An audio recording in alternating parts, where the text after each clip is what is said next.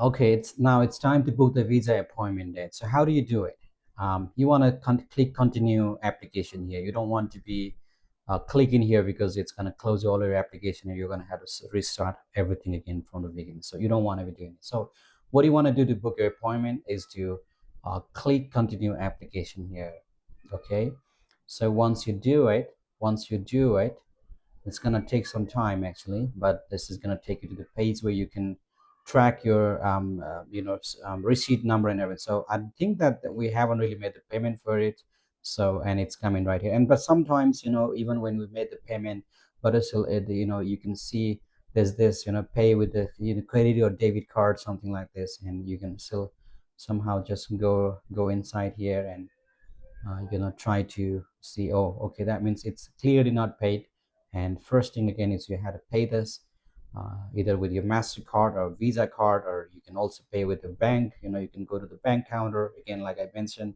So then let's just start. Well, I'll pay this now, and well, let's see how we can book. Okay, the problem now is you don't know how to book your appointment because and you paid the fee already, right? So please don't go here. Do not close the application, start anew. What you want to do is you want to continue the application. All right, click continue the application, and this is going to take you to the place where you can actually book your appointment.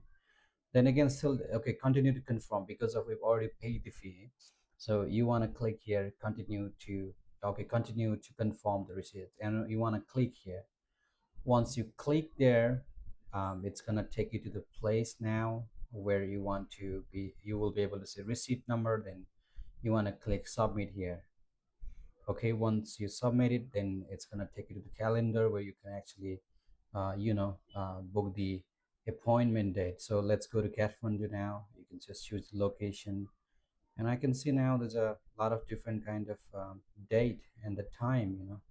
So I'll take one, like let's say I'll take October 3. Maybe there's a lot of appointments now actually. October 3 is a good time, so I'll do it.